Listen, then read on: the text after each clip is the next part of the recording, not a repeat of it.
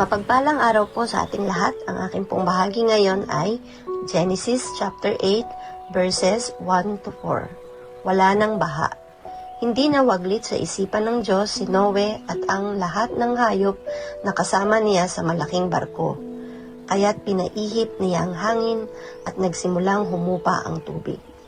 Huminto ang mga bukal at tumigil ang pagbuhos ng ulan. Patuloy na humupa ang tubig at pagkaraan ng 150 araw ay mababa na ang baha. Sumadsad ang barko sa bundok ng Ararat noong 17 araw ng 7 buwan. Amen. Have a good day po.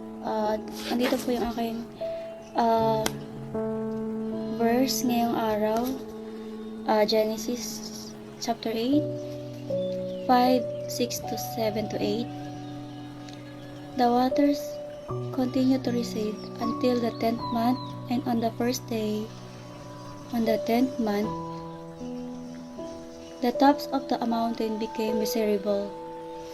After 40 days, Noah opened a window he had made in the ark and sent out raven, and it kept flying back and forth until the water had dried up from the earth. Then he sent out a dove to see if the water had receded from the surface of the ground. Amen po. Mapagpalang araw pong muli sa ating lahat. Akin pong muling ibabahagi sa inyo ang pang-araw na pag-aalay ng aking puso mula sa salita ng Diyos.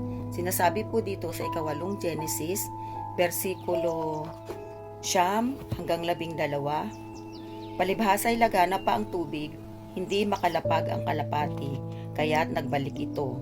Hinuli ito ni Noe at muling ipinasok sa daong. Pagkaraan ng 7 araw, muli niyang pinalipad ang kalapati. Pagbabalik nito kinagabihan, ito'y may tangay ng sariwang dahon ng olibo. Natiyak ni Noe na katina ang tubig. Nagpalipas uli ng 7 araw si Noe, saka pinalipad uli ang kalapati, ngunit hindi na ito nagbalik. Ito po ang mga salita ng Diyos. Purihin ang Panginoon. Amen. Genesis chapter 8 verse 13 to 15. Noah was now 600 years old on the first day of the new year. 10.5 months after the flood began, the flood waters had almost dried up from the earth. Noah lifted back the covering of the boat and saw that the surface of the ground was drying.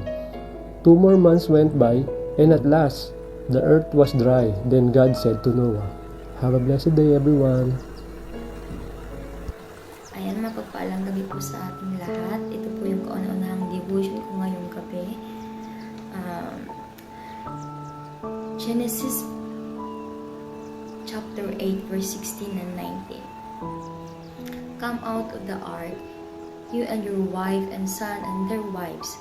Bring out every kind of living creatures that is with you, the birds, the animals, and all the creatures that move along the ground, so they can multiply on the earth and be fruitful and increase in number on it.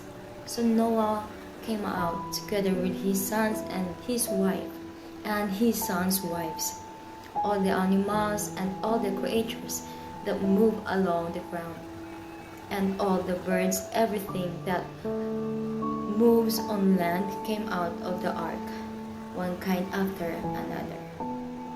Pagpalang kami po. Everyone, my devotion for today.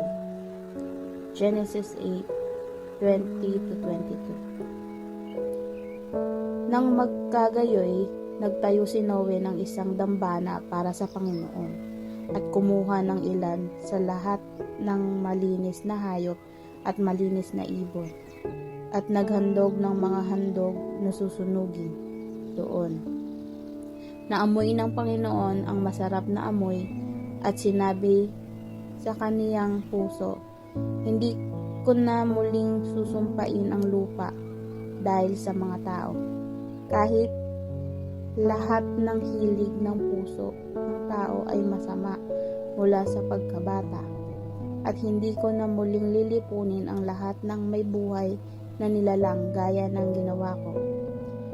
Habang ang lupa ay nananatili, ang pagtatanim at pag-aani, lamig at init, tag-araw at taglamig, araw at gabi ay hindi titigil. Amen.